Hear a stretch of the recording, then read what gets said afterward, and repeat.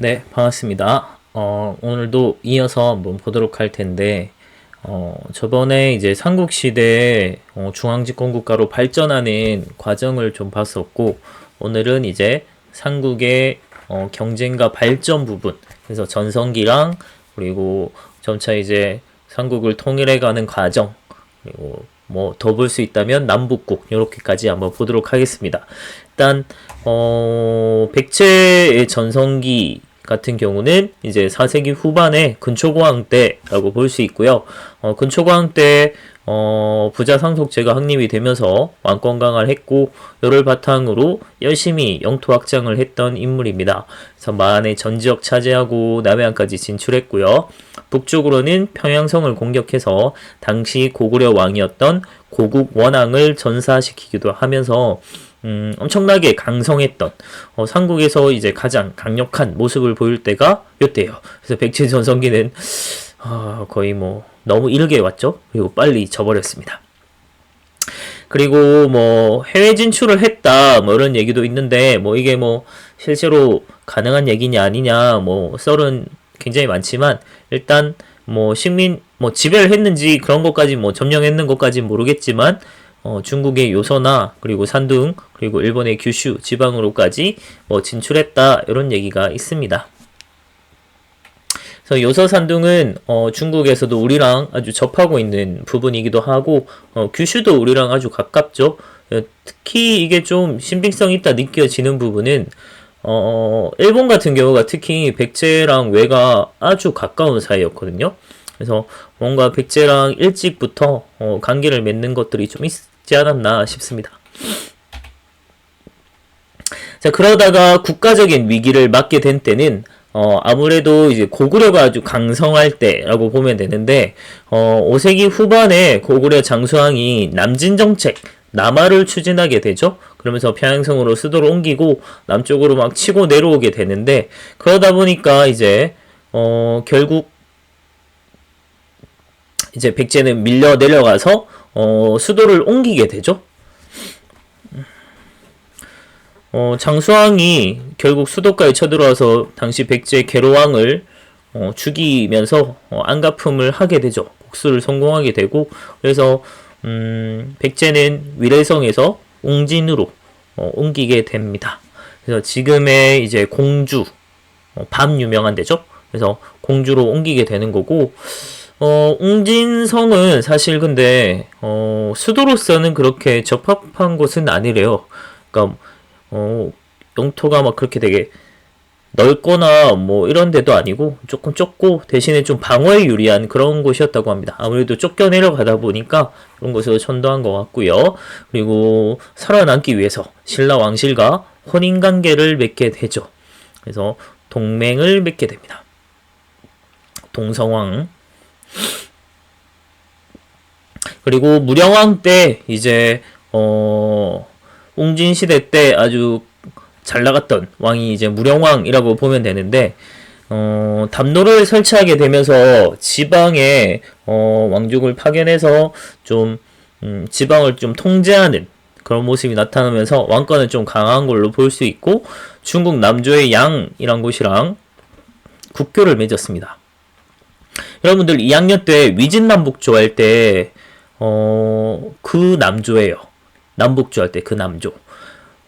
이 한족들이 이제 북방 유망민족들한테 하북지방을 뺏기고 남쪽 강남지방으로 내려와서 한족들이 막 자기들 동진을 계승해서 여러 나라들 막 세우잖아요. 그때 송제, 양진 이렇게 이제 이어지는데 그 양입니다. 그 양. 그래서 이 한족들의 세웠던 이 양이랑 국교를 맺게 되면서 중흥의 기반을 마련한 때가 바로 무령왕 때.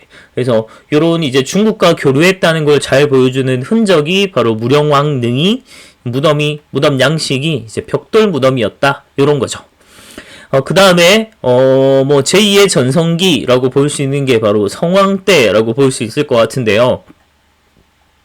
수도를 이제 웅진에서 사비, 지금의 이제 부여라고 하는 곳을 옮기게 되는데, 요 부여라는 명칭은 당시 이제 백제가 국가 이름을 남부여로 바꿉니다. 그러니까 갑자기 백제에서 이제 남부여가 된 거죠. 그래서 이거는 다시금 이제 부여를 계승한다는 의미를 다시 한번 정통성을 얘기하면서 나라를 더 이제 뭔가 정당성이나 이런 정통성을 좀 세우려고 했던 것 같고요. 왕권을 되게 강화하면서 불교도 되게 장려했고 뭐 이런 인물입니다. 그래서 한강 유역을 일시 회복하게 됐는데 당시 이제 동맹관계였던 신라가 뒤통수를 쳐요. 그래서 성왕이 결국 관산성 전투에서 전사하게 되면서 다시 한번 또 위기를 맞게 되기도 해요. 이게 또 역으로는 신라 입장에서는 전성기를 누리는 때이기도 합니다. 그래서 이게 다 삼국의 이제 상황이나 이런 것들을 각각 떼놓고 보려면 좀 이해가 안 가는데 이걸 잘 연결시켜서 같이 보면 좋습니다. 그래서 신라의 한강 유역을 빼앗겠다 돼 있는데 이 빼앗은 인물이 바로 신라의 전성기를 이끈 진흥왕이죠. 그래서 이런 식으로 좀 연결해야 됩니다. 그 다음에 전성기를 누렸던 건 바로 고구려라고 볼 수 있는데 고구려는 이제 강개토대왕 때 전성기를 이루게 되죠. 그래서 5세기 때 엄청난 영토 확장을 하게 됩니다. 그래서 요동, 만주 대부분을 차지하게 됐고, 그리고 한강 이북으로도 좀 내려와요. 한반도로도. 그래서 한강 이북의 땅을 차지했다 볼 수 있고요. 그리고 신라에 침입한 왜군을 가야외 연합군을 격퇴하기도 했죠. 그래서 그 사실이 바로 강개토대왕 능비에 아주 잘 나와 있고요. 이 강개토대왕 능비는 장수왕이 자신의 아빠의 업적을 막 새겨놓은 거예요. 우리 아빠 이렇게 잘났다라고 적어놓은 거라고 보면 됩니다. 그리고 자주의식을 굉장히 드러냈다라고 얘기를 해요. 그래서 고구려는 우리가 생각한 것보다 훨씬 제국의 성격이 강합니다. 그래서 연호를 사용을 했는데 사실 연호를 사용할 수 있다는 건 중국의 황제만 쓰거든요. 그래서 고구려도 자신들이 황제국이다 라는 걸 드러냈고요. 영락이라고 하는 걸 사용했는데 요거는 연호니까 연에 붙이는 호칭이다 이런 뜻이거든요. 만약에 이제 강개토대왕이 오늘 이제 올해부터 우리가 연호를 사용하기로 했다 라고 하면서 연호는 영락이라고 한다 이렇게 되면 영락 1년이 되는 거고요. 다음 해가 되면 영락 2년이 되는 거예요. 이런 식으로 이제 연에 붙이는 호칭이다 라고 보면 돼요. 네, 영락이라는 뜻은 영원히 즐겁다. 그러니까 백성을 내가 영원히 즐겁게 해주겠다. 이런 아주 엄청난 자신감 이제 이런 걸 드러냈다라고 보면 되고요. 자신을 성왕 그리고 태양 이게 참 이 자기애가 되게 강하고 뭔가 이런 강함을 되게 어필하고 싶은 왕들이 스스로를 태양으로 많이 부르게 하는 것 같아요. 태양왕 루이 14세 이런 것처럼.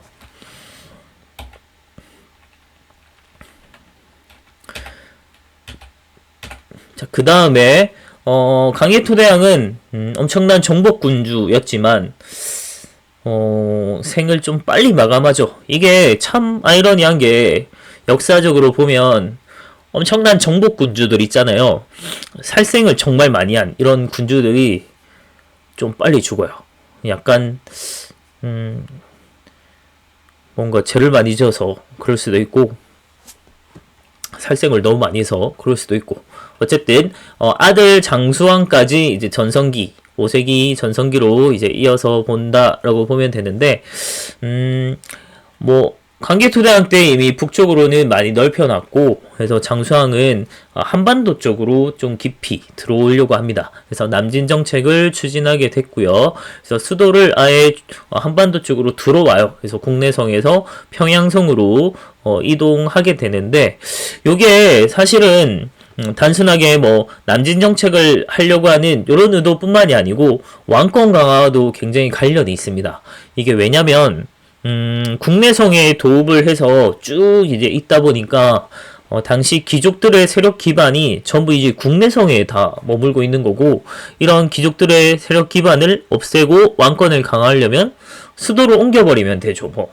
그래서 이제 평양성으로 옮겨서 귀족들의 원래 있던 세력 기반을 이제 좀 붕괴시킨 거죠. 그래서 왕권을 강화시킬 수 있었다라고 보면 됩니다. 그리고 남진 정책을 아주 적극적으로 추진해서 결국 한강 유역을 다시 되찾게 되고요. 되찾는 거 아니죠? 한강 유역을 이제 차지하게 됐고 영토를 아주 많이 넓혔던 때입니다. 그래서 이거는 이제 자신의 업적을 새겨놓은 비석도 만들었어요. 이걸 이제 중원고구려비라고, 뭐 충주고구려비라고도 합니다. 그래서 지금의 이제 충주에 가면, 충주는 이제 우리 한반도에서 봤을 때, 그러니까 북한 빼고 우리 쪽에 봤을 때 딱 중앙 쪽이에요. 그래서 여기 딱 중앙에 있는 충주에 자신의 비석을 세워뒀다. 그래서 중원고구려비 보일 겁니다. 충주.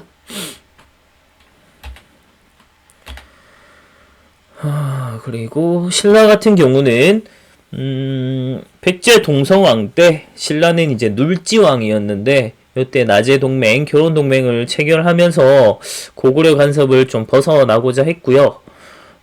그러다가 이제 지증왕 때 국호를 드디어 신라를 씁니다.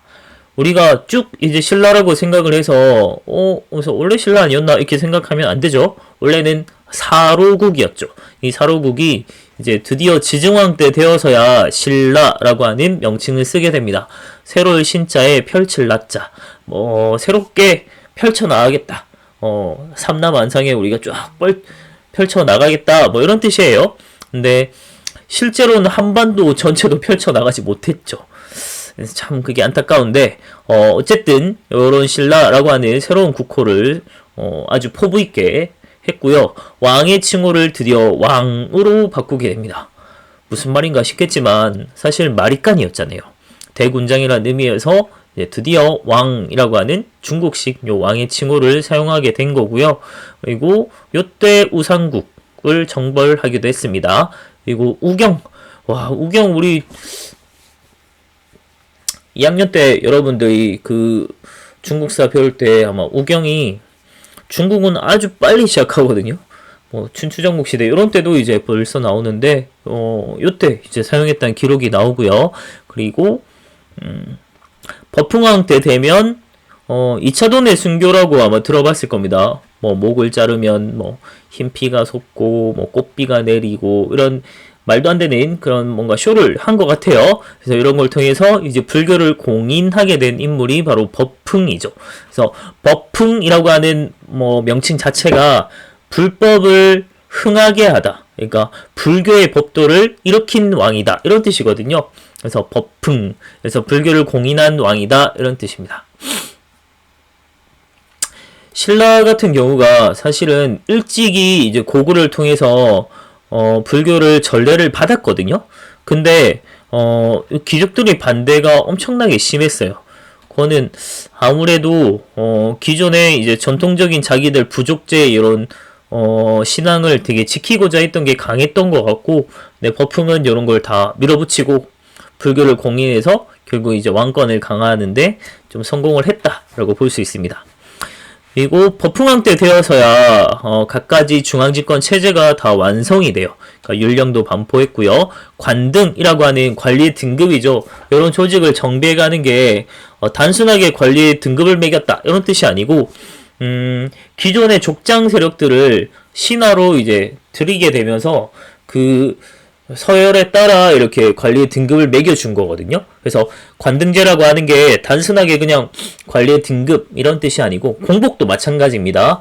같이 맞물려서 기존의 족장 세력들을 왕 아래 신하로 두면서 서열에 따라 등급을 매겨줬다. 그래서 왕권을 강화하는 형태라고 보면 돼요.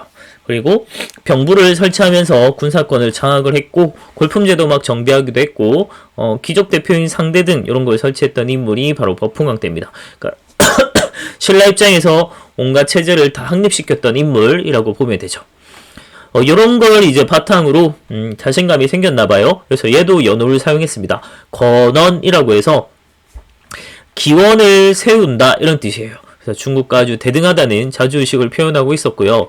얼마 전까지 고구려에 좀 간섭받고 했던 나라치고는 엄청난 자신감이죠. 요때 이제 금강가야를 정복하기도 하면서 낙동강 진출한 기반을 만든 때이기도 합니다.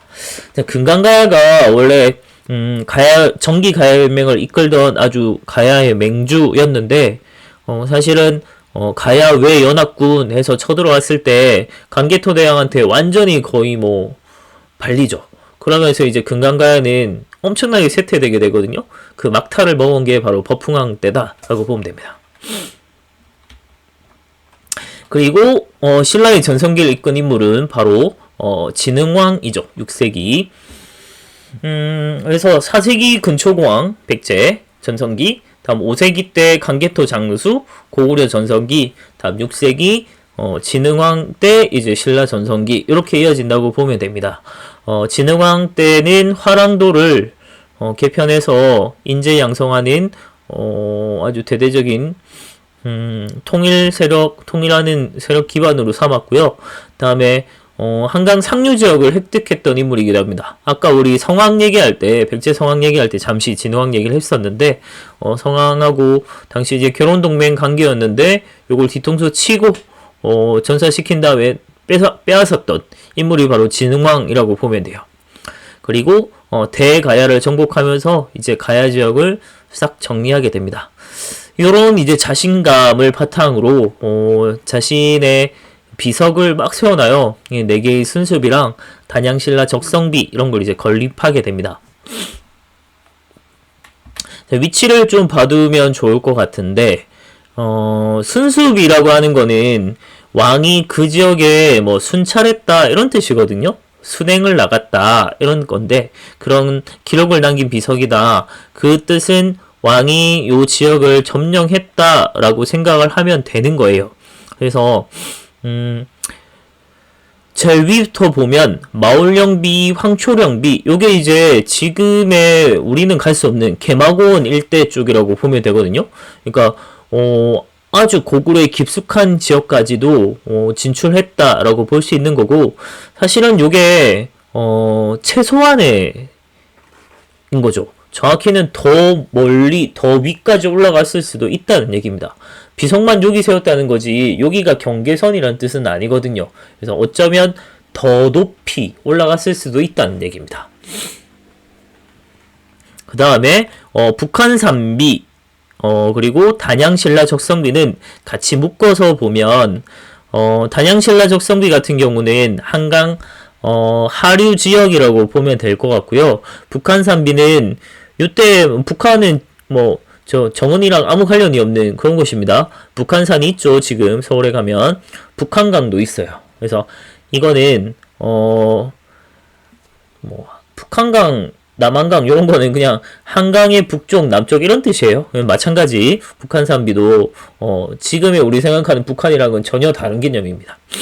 근데 북한산비 같은 경우는 한강 상류 지역을 차지한 거, 그리고 단양신라 적성비 같은 경우는 한강 하류 지역을 차지한 거라고 보면 됩니다. 그래서 같이 연결시켜서 봐두면 좋을 것 같고 그 다음에 창녕비 같은 경우는 이제 가야 지역을 점령했다는 걸 보여주는 거죠. 그래서 영토 확장이랑 관련해서 이 진흥왕이 엄청난 업적을 남긴 비석들이다라고 같이 진흥왕이랑 연결시켜서 생각할 수 있으면 좋을 것 같습니다. 요게 단양신라 적성비인데 요게 참 생긴 것도 특이하고 치아 깨진 것처럼 생겼잖아요. 요게 아주 수능 때도 빈출되는 문제 중에 하나입니다. 그래서 요거 받으면 진흥왕이구나 라고 연결시켜서 받으면 아주 좋을 거예요. 그 다음에 진흥왕 때도 자주식 연호를 사용했다고 하는데 개국은 나라를 열었다, 오픈했다 이런 뜻이거든요. 그러니까 드디어 우리가 진짜 제대로 된 나라를 열었어 라고 하는 자신감으로 볼 수 있을 것 같고요. 이놈도 제 스스로 태양, 난 짐 이런 표현을 사용했다고 합니다. 짐이라고 하는 표현은 황제만 쓸 수 있거든요. 그래서 자신이 황제다 라고 표현을 했다는 겁니다. 그리고 버풍왕이 불교의 법도를 처음 일으킨 왕이라면 진흥왕은 더 불교를 전진시킨 인물이다 라고 생각을 하면 돼요. 그러니까 불교를 굉장히 많이 장려해서 대규모 불교 집회도 막 많이 개최했고 그리고 황룡사를 건립했던 인물이기도 합니다. 지금은 터만 남아있죠. 아주 큰 절인데 그리고 눈치가 센스 있는 학생들은 이미 파악했을 수도 있는데 한강을 누가 차지하느냐가 이 삼국의 전성기식이랑 되게 일치한다고 볼 수 있어요. 그러니까 한강을 차지하면 전성기다라고 보면 되거든요. 그래서 이 한강이 그럼 도대체 무슨 의미가 있나 봤을 때 일단은 이 한강을 통해서 이제 황해 결국 건너가서 중국과 직접적으로 교류할 수 있는 아주 중요한 이제 바탕이 되는 거고, 또 한강 유역 전체적으로 봤을 때도 굉장히 넓은 지역이고, 그리고 요게 뭐 물자나 뭐 사람이나 이런 걸 봤을 때 경제력이 아주 좋은 곳이거든요. 그래서 이런 경제력 확보를 통해서 삼국 통일의 기반을 마련할 수 있는 아주 중요한 요충지다라고 볼 수 있겠죠. 그래서 한강을 차지하면 통일을 할 수 있다. 뭐 이 정도로 볼 정도로 굉장히 중요한 곳입니다. 그래서 한강 유역은 삼국의 전성기와 일치한다. 한강을 누가 차지했는가가 이렇게 연결시켜 보면 좋을 것 같아요. 그리고 약간 쩌리처럼 우리가 항상 보는 게 가야라고 볼 수 있는데, 사실 가야는 삼국시대에 분명히 같이 존재를 했어요. 그래서 뭐 혹자는 사국시대라고 해야 된다 막 이렇게 얘기할 정도로 가야사 전공한 사람들은 굉장히 발끈해요. 근데 가야 같은 경우는 중앙집권 국가로 발전하지 못했고 연맹왕국 단계에서 그냥 멸망을 해버리게 돼서, 그래서 결국은 우리가 삼국시대 약간 뭐 플러스 알파 정도 가야 이렇게 보는 정도로 보고 있는데, 사실 가야도 아주 중요한 우리 민족의 역사 중에 하나죠. 그래서 가야는 이제 낙동강 유역의 뭐 풍부한 경제력과 그리고 철기 문화 이런 걸 바탕으로 처음 가야 연맹이 등장을 한 거고, 우리가 지금 보는 건 가야라고 이제 한나라라고 생각을 하지만 사실은 가야는 6가야가 있었다라고 보는 거고, 이 6가야가 연맹을 맺고 뭐 정기 가야 연맹, 후기 가야 연맹 이렇게 좀 나눠진다고 봐야 돼요. 근데 요 가야는 사실 변환의 구야국이라는 것에서 출발했다라고 보면 됩니다. 비슷하죠? 구야, 가야.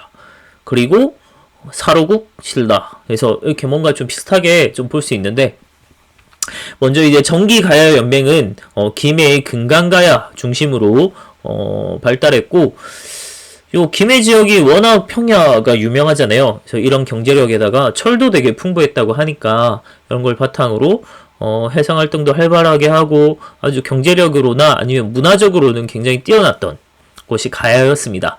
그러다가 이제 가야 외 연합군이 신라 쳤다가 이제 강개토대왕한테 완전 발리면서 이제 금강가야가 무너지게 되고, 후기 가야 연맹 같은 경우는 내륙에 있던 이 고령의 대가야를 중심으로 해서 이루어져 있다가 결국은 이제 백제랑 신라에게 둘러싸여 있었잖아요. 그래서 조금씩 먹히고 하다가 이제 버풍왕 때 이제 금강가야가 먹히고 진흥왕한테 대가야가 이제 멸망당하면서 가야는 역사 속으로 쭉 사라지게 되었다라고 보면 될 것 같습니다.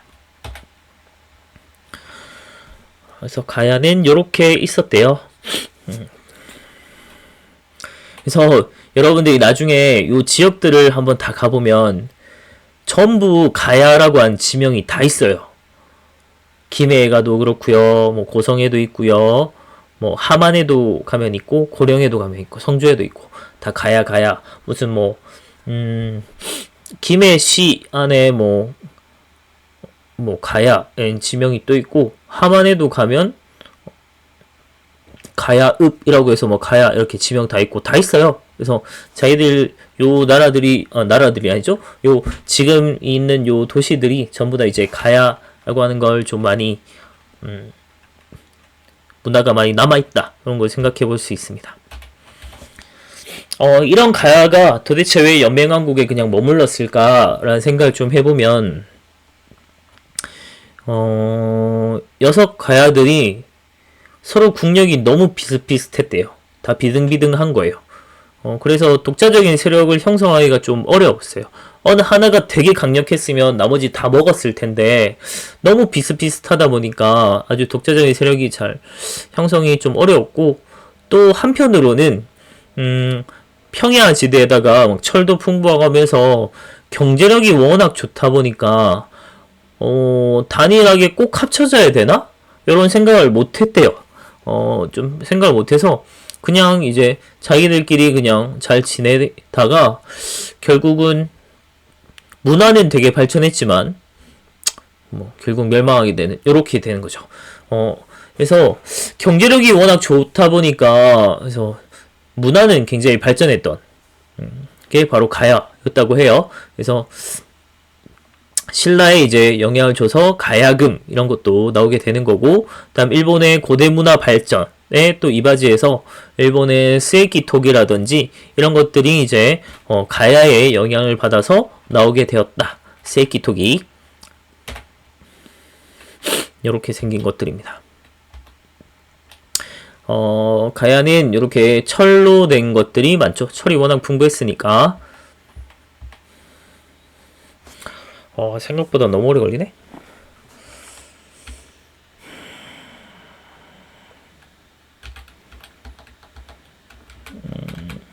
좀 빨리 보고 그냥 마무리하는 게 좋을 것 같아요.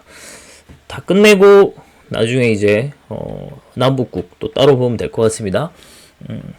삼국의 문화랑 대교류를 좀 보려고 하는데, 먼저 삼국의 종교는 불교죠. 그래서 불교는 왕실에서 먼저 굉장히 환영하면서 받아들였는데, 앞서 얘기했듯이 이제 족장 세력들이 원래 갖고 있던 이 신앙, 토속 신앙을 어느 한쪽으로만 통일해버리는 거는 사실 다른 세력들이 다 불만이 생길 수 있잖아요. 그래서 외래 종교인 불교를 수용하게 되면서 거부감 없이 이제 사상을 통합할 수 있었고, 그리고 왕죽불 사상, 왕이고 부처다 이런 걸 이제 부처랑 왕을 동급으로 두게 되면서 이제 왕실의 권위를 되게 높이게 되는, 왕권 강화하는데 사용을 한 걸 볼 수 있습니다. 자, 그리고 나중에 이제 좀 시간이 흘러서 귀족들 같은 경우도 이 불교를 굉장히 환영을 해요. 왜냐하면 이 윤회 사상 이런 걸 통해서 이제 신분적인 특권을 합리화하는 데 쓰이는 거죠. 예를 들어 이런 겁니다. 그래서 내가 지금 귀족인 거는 전생에 내가 아주 착한 일을 많이 했기 때문에, 좋은 일을 많이 했기 때문에 지금 아주 이런 상위 클래스나 귀족으로 태어날 수 있었던 거고, 네가 지금 그지 노예로 살고 있는 거는 전생에 나쁜 일을 많이 했기 때문이야. 받아들여. 이제 이런 특권을 합리화시키는 거, 신분제를 합리화시키는데 이 윤회 사상을 이용했다는 거죠. 그리고 이 삼국 불교의 좀 특징을 보면 호국 신앙이라고 해서 나라를 보호하는 신앙의 역할을 합니다. 그러니까 뭐 전쟁의 승리를 기원한다든지, 아니면 뭐 전염병이 들어올 때 질병 낫기를 기원한다든지, 뭐 이런 이제 신앙의 역할을 했다고 합니다. 그걸 잘 보여주는 게 이제 신라의 황룡사 구층탑 같은 경우인데, 층마다 자기들이 정복할 나라들을 빡빡빡빡빡 세워놨어요.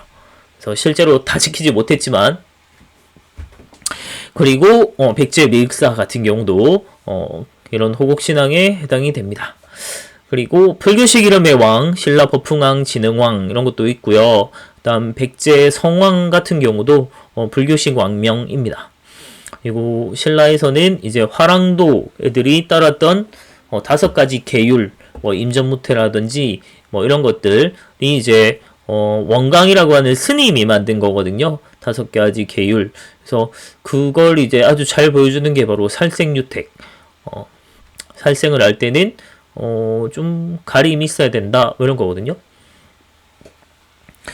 다음 미륵신앙이 되게 유행을 했습니다. 그래서 미륵불이 나타나서, 미륵불은 불교에서 말하는 미래의 뭐 구세주 같은 이런 개념이에요.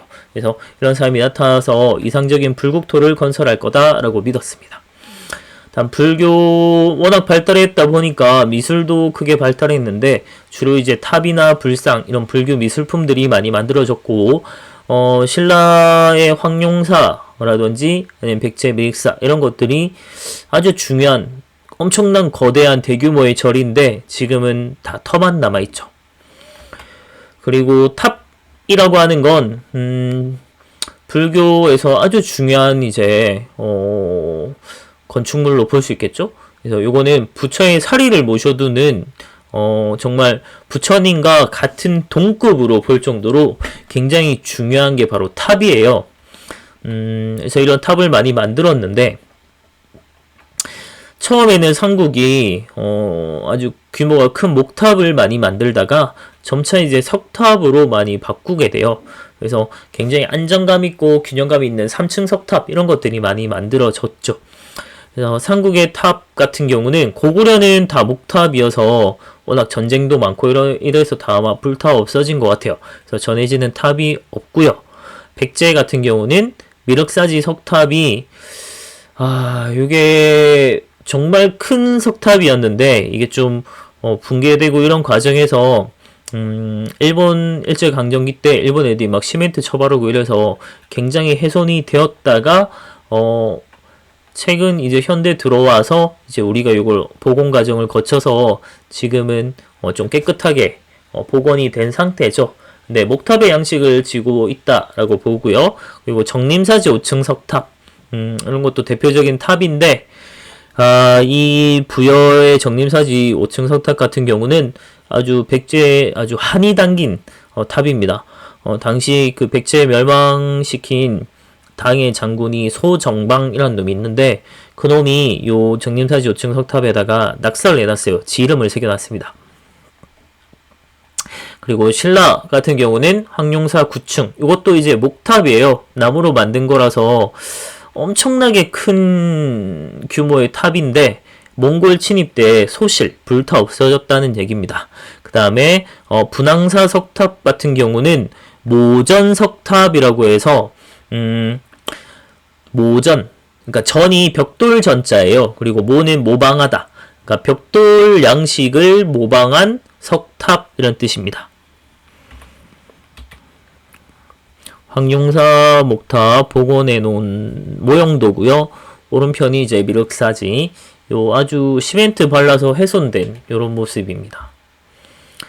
그리고 요게 분황사 석탑인데 요게 실제로 벽돌 아니거든요. 근데 돌 가지고 벽돌처럼 이렇게 다 깎아가지고 만든 형태예요. 굳이 이런 수고로움을 왜 했을까? 그냥 석탑 쌓았어도 됐을 텐데. 그 다음에 불상 같은 경우는 대체로 이 삼국의 불상은 좀 오나 미소나 이런 것들이 좀 특징인데 고구려 영가 7년명 금동열의 입상 같은 경우는 요 부처 뒤에 요 아우라를 표현한 요 광배, 빛나는 배경 이런 뜻이거든요. 요 광배가 특징입니다. 그리고 요게 서산마의 삼존불, 백제 벽에다가 이렇게 새겨놓은 건데 요 실제로 가보면 약간 절벽 같은 곳이거든요. 근데 요게 뭐 백제의 미소다 이런 얘기 하는데 실제로 보면 약간 전 좀 약간 섬뜩하게 생겼던데 미소라기보다는.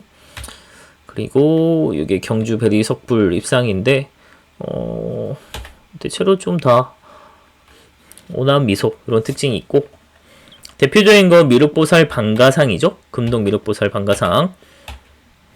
다음에 유학이 굉장히 발달하게 됐는데 한자의 보급은 그냥 뭐 한자가 보급됐다. 철기시대 때 이미 보급된 걸로 보고요. 삼국시대 때는 이두나 향찰 아직 우리말 없을 때 약간 한자의 뭐 음이나 훈 이런 걸 빌려서 만든 우리말 같은 거라고 보면 우리 글 같은 거라고 보면 되고 이두는 그래서 이런 걸 이용해서 뭐 유학교육 이런 것도 이루어졌다라고 보고요. 고구려에는 이제 유학교육 기관으로 수도에 태학이 있었고 지방에 경당 서당 같은 거라고 보면 될 것 같아요. 이런 게 설치됐습니다. 백제 같은 경우는 유학교육기관은 없었지만 오경박사 5가지 경전이란 뜻이에요. 그래서 유교 경전을 박사 말 그대로 박사예요. 예, 이런 사람들을 막 파견해서 막 가르치기도 하고 교수님 같은 거죠. 의박사 마찬가지입니다. 의학과 관련된 박사. 그 다음에 뭐 신라 같은 경우는 유학 교육 기관에 대한 기록도 없고 그리고 뭐 오경 박사 이런 제도도 없어요. 그러면 신라는 유교 교육을 안 했을까? 그건 아니라는 거죠. 그래서 그걸 보여주는 증거물이 바로 임신서기석이라고 하는데, 임신년에 서약을 기록한 비석이란 뜻이에요. 그러니까 신라의 청년 둘이서 쓸데없이 돌에다가 우리 유학 공부 열심히 하자라고 기록을 이제 맹세를 남겨놨어요. 그걸 이제 임신서기석이라고 하고, 요게 이제 발견이 됐기 때문에 발굴이 돼서 요걸 보고 우리가 신라도 이제 유학 교육을 굉장히 강조했구나라는 걸 알 수 있다는 거죠. 다음 역사책은 요런 게 있었다 정도 봐두면 될 것 같습니다. 다음 도교 같은 경우 산천숭배 사상이나 뭐 신선 사상이랑 좀 결합을 해서 대체로 남아있는 한국시대 도교랑 관련된 유물들을 보면 도교의 이상세계나 이런 것들을 많이 표현했어요. 그 대표적으로 볼 수 있는 게 백제의 요 산수무늬 벽돌, 요 도교의 이상세계를 표현한 거고요. 마찬가지로 금동대학로 같은 경우도 금동대학로 보면 되게 화려하게 막 만들어져 있는데 그게 도교의 이상세계 이런 것들을 좀 표현했고요. 그 다음에 고구려의 사신도 벽화, 요 사신도라고 하는 사신 자체가 뭐 백호, 주작, 현무, 뭐 청룡 이런 애들인데, 이런 애들이 이제 도교에서 말하는 이제 신이거든요. 사신, 방위 신이거든요. 그래서 이런 것들, 사신도 벽화 이런 것들이 다 도교랑 관련이 있다라는 겁니다.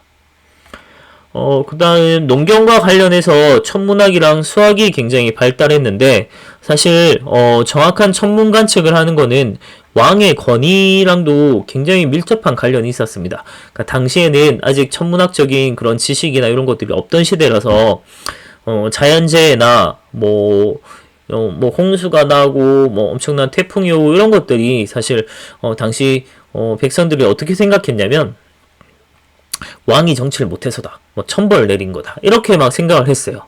그래서 이게 자연재해다 이런 생각을 안 하고 정치랑 연관시켜서 생각을 했기 때문에, 그래서 이 정확하게 천문 관측을 해서 자연재해를 예방하는 건 왕의 권위랑도 아주 밀접한 관련이 있었어요. 그래서 삼국시대의 요 천문학에 대해서 굉장히 신경을 많이 썼습니다. 그걸 잘 보여주는 게 신라의 첨성대라고 하는 거고요. 다음 고구려의 고분벽화에 보면 천문도가 있거든요. 별자리 그림 이런 것들이 있는데 요게 엄청나게 정확해요. 지금 봐도 별자리가 너무나도 정밀하게 만들어져 있어서 고구려도 생각보다 이런 과학기술이나 이런 것들이 되게 뛰어났구나라는 걸 알 수 있다는 거죠. 그리고 뭐 수학이 발달한 거는 고분을 만든다든지, 고분이 엄청나게 대규모로 크잖아요. 그런 걸 만들 수 있는 건 아주 정밀한 계산이 필요했다. 뭐 탑도 마찬가지고요. 그 다음에 고분 보겠습니다. 삼국의 무덤. 무덤 같은 경우는 무덤 양식이라고 하는 건 그 민족성을 드러내는 거기도 해요. 그래서 무덤이 어떻게 생겼냐를 아주 중요하게 다루는데, 고구려 백제는 처음에 무덤 양식이 같죠. 그래서 계단식 돌무지 무덤으로 갔다가 결국은 이제 둘 다 굴식 돌방 무덤의 형태로 가게 됩니다. 말 그대로 이제 앞에 입구는 좁은 굴인데 이걸 들어가서 안에 가보면 아주 넓은 사방이 벽으로 된 돌로 만든 방이 나와요. 그래서 이걸 굴식 돌방 무덤이라고 하는 거고, 방이다 보니까 사면에 이제 벽이 있잖아요. 그래서 거기에 이제 벽화 같은 거 막 그려놓고 장식을 해두는 거죠. 기본적으로 백제 고구려는 이런 같은 이제 루트를 타게 되는데, 백제 같은 경우는 좀 특이하게도 무령왕릉이 중국 남조의 영향을 받아서 벽돌 무덤 양식이었다, 이 정도 받으면 될 것 같고, 다음 신라 같은 경우는 조금씩 달라요. 조금씩 거의 같은 듯 하면서도 조금씩 차이가 나는데, 신라는 기존의 돌무지 무덤에서 조금 다르게 덧널 무덤을 만들었다라고 하는 겁니다. 그러니까 돌무지 무덤은 장군총 이제 생긴 거 보면 알겠지만 입구가 있고 그냥 입구 들어가면 무덤이 있어요. 그래서 그냥 도굴하기가 아주 쉬운 형태예요. 그걸 보완하기 위해서 널이라고 하는 나무로 만든 방, 어찌 보면 나무 항 같은 거예요. 그걸 이제 따로 덧대서 만들었기 때문에 이걸 덧널 무덤 시대라고 얘기를 하는 거고, 그래서 구조상 도굴이 어려워요. 그래서 아무래도 우리 쪽에 신라 유적지나 유물이나 많이 이제 나올 수밖에 없는 뭐 지리적인 환경이기도 하지만, 실제 무덤이나 이런 데서 많은 유물이나 이런 게 신라 쪽에서 엄청나게 많이 출토되잖아요. 그런 거 바로 이 돌무지 덧널무덤과 관련이 있습니다. 그래서 도굴이 좀 어려웠기 때문에 여러 가지 보물들이 많이 쏟아져 나오는 거죠. 그 대표적인 무덤이 바로 천마총입니다. 요거는 이제 현무라고 하는 거고, 요게 무령왕릉입니다. 안쪽에서 보면 벽돌 양식이죠. 다음 요게 천마도가 나와서 천마총이라고 얘기를 하죠. 삼국의 신분제 아주 엄격하게 이루어져 있었고, 귀족은 당연히 특권층입니다. 관직이나 경제, 뭐 문화적 이런 걸로 정치적 특권 모든 걸 다 독점하고 있는 애들이고, 평민은 대부분 농민들, 그래서 세금의 노동력을 제공하는 아주 어려운 생활을 했다. 천민은 대부분 노비고요. 얘들은 그냥 사람 아니죠. 세금도 안 내고 대신. 그래서 매매나 상속, 그냥 재산이었다라고 보면 될 것 같습니다. 그리고 대체로 고대 사회는 형벌이 아주 엄격하게 적용됐습니다. 단 신분 차별적으로 적용되었다는 걸 볼 수 있고요. 대표적인 놀이 문화는 뭐 고개라든지 씨름 이런 걸 많이 한 걸 볼 수 있고, 삼국의 귀족들은 공차기, 뭐 축국이라고 얘기를 하죠. 그리고 격구, 뭐 폴로, 이제 말 타서 이렇게 공 통통 치고 다니는 그 격구, 다음 바둑, 투호 이런 것들을 즐겼다고 합니다. 그래서 이런 이제 피라미드 구조인데, 인구 구성으로 따지면 평민이 제일 많아요. 인구 대다수는 평민이고, 소수의 이제 특권층 귀족하고, 그리고 천민들, 이렇게 구성되어 있다고 보면 됩니다. 그래서 백성들의 삶은 정말 힘들었고, 귀족들은 정말 풍족하게 살았고, 그걸 잘 보여주는 그림이 이런 건데, 삼국시대 때 이 그림의 특징을 좀 보면 신분에 따라 사람 크기를 달리 해놨어요. 가운데 있는 이 귀족이 뭐 아주 잘 처먹고 아주 거대했을 수도 있지만, 실제로는 나머지 사람들이 이렇게 작을 수는 없잖아요. 뭐 물론 엄청난 원근감인가? 뭐 그렇게 볼 수도 있겠지만, 귀족을 딱 정중앙에 아주 거대한 사람으로 그려놓고, 나머지 이제 모시는 이런 시종이나 이런 사람들을 되게 작게 그려놔요. 점차. 그래서 신분에 따라 이런 그림 그릴 때도 좀 차별을 두는 걸 볼 수 있습니다. 귀족들의 뭐 집은 아마 요런 집이었다고 해요. 요게 집 전체의 구조는 아니고, 문 열고 들어가면 문 나오고, 문 열고 들어가면 문 나오고, 엄청난 대저택. 다음 신라 특유의 신분제는 골품제죠. 요거는 뼈의 등급을 매기는 아주 독특한 신분 제도인데, 왕족은 성골, 진골, 그리고 그 밑에는 6부터 시작해서 1까지 6두품, 5두품, 4두품, 3두품, 2두품, 1두품 이렇게 했는데, 실제로는 3두품 이하는 그냥 거의 평민화 되었다라고 보고, 우리가 주로 다루는 거는 진골하고 6두품 이렇게 좀 유념해서 봐두면 됩니다. 네, 골품에 따라 관등, 그리고 집, 수레의 크기까지도 제한을 했던 정말 엄격했던 신분제예요. 그래서 요렇게 6두품 같은 경우는 요 6등급인 아창까지밖에 못 올라갑니다. 그래서 아무리 능력이 있어도 자기가 진골, 왕족으로 태어나지 않는 이상은 더 높이 올라가질 못해요. 그래서 아주 짜증나는 운명에 한계에 부딪히는 그런 거죠.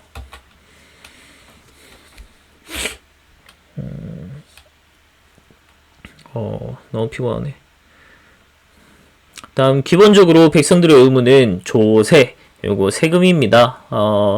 각각의 집에 매기는 세금인 거고, 주로 이제 그냥 토지세 같은 거기도 한데, 그래서 각 가정마다 이제 사람 수대로 이렇게 세금을 내요.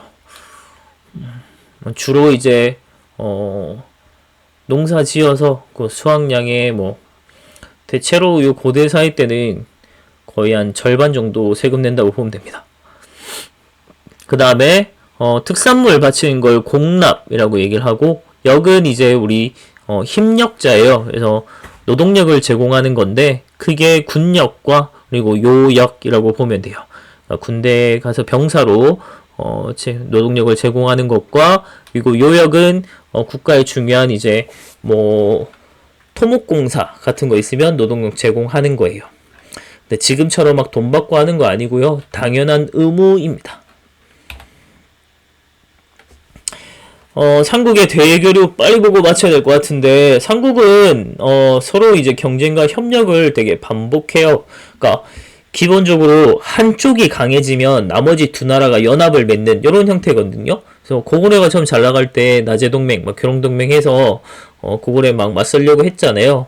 그러다가 이제 신라가 좀 잘 나갈 때는 고구려와 백제가 또 연맹을 맺고 이러기도 합니다. 자, 삼국에 일본 문화에 영향을 준 걸 보면, 가야는 세이키 토기, 토기 철기 문화 이런 게 전해줬고, 백제가 아주 활발하게 교류를 했는데 천자문 논어, 글도 모르는 애들 글도 깨우치게 해줬고요. 다음에 불교도 전해줬고, 또 아스카사라고 일본 고대 문화 중에 아스카 문화 그 관련된 절이 있는데, 여기 기술자 파견하면서 백제의 이제 절 만든 이런 꾸미는 양식 이런 것들이 이제 일본에 막 나타나기도 합니다. 그리고 일본 고려사의 목조 미륵보살 방가상은 요 금동 미륵보살 방가상이랑 똑같이 생겼어요. 그래서 영향을 많이 준 거 우리가 줬구나 라는 걸 볼 수 있고, 일본의 호류사에 가면 말 그대로 백제 관음상이 있어요. 그래서 이런 것도 백제에서 좀 전해주지 않았을까라고 보고 있습니다. 똑같이 생겼죠. 다음 고구려 같은 경우도 먹, 종이, 물감 이런 제조 방법을 전해줬다고 하니까 그림 그리는 법 뭐 이런 것도 다 전해줬고요. 다음에 일본의 아스카 문화를 여는 아주 중요한 인물이 바로 쇼토코 태자인데, 이 사람의 스승이 됐던 인물이 고구려의 승려였던 해자였던 사람입니다. 그리고 고분벽화가 아주 똑같이 영향을 받은 걸 볼 수 있는데, 고구려의 수산이 고분벽화랑 일본의 다카마스 고분벽화가 거의 유사해요. 거의 이런 구도나 뭐 옷의 형식이나 이런 것들이 거의 똑같기 때문에 그냥 갖다 뺏겼구나 라는 걸 알 수 있습니다. 그리고 신라도 이제 조선 기술, 그러니까 배 만드는 거, 제방 쌓는 거, 그리고 도자기 만드는 기술을 전래, 레자가 틀렸네요. 레 해줬다고 합니다. 그래서 결과적으로 삼국이 문화 전파를 해서 일본의 고대 문화인 아스카 문화가 형성되었다라고 보는 거죠. 그러니까 이게 뭐 어찌 생각하면 기분 나쁠 수 있지만, 우리가 당시 이제 한반도의 지정학적 위치나 이런 거 한번 생각을 해봤을 때, 중국이 주로 이제 선진 문물이었고, 이런 선진 문물을 이제 한반도에서 받아들여서 그대로 이제 전파해주는 거라기보다는 우리식으로 아주 재가공을 해요. 이런 걸 아주 재가공을 아주 잘 해서 이걸 이제 일본에 전해주는 그런 역할을 한 거죠. 그래서 사실 일본은 우리가 문화 다 전파해준 거다라고 볼 수 있겠죠. 요게 이제 백제랑 일본의 관계를 보여주는 칠지도라고 하는 거죠. 요거 백제 왕이 이제 일본에게 하사했다 이렇게 우리는 얘기하는데, 일본은 역으로 일본 왕이 뭐 하사했다 이런 식으로 얘기해요. 그래서 일본의 아주 중요한 보물로 자기들이 보존하고 있는데, 백제가 준 건데 왜 자기들이 그냥 백제 하산 이런 물건이라면 굳이 아주 중요한 보물로 다룰 필요가 없잖아요. 네. 여기까지 하겠습니다. 시간이 굉장히 오래 걸렸네요, 생각보다. 여기까지 끝.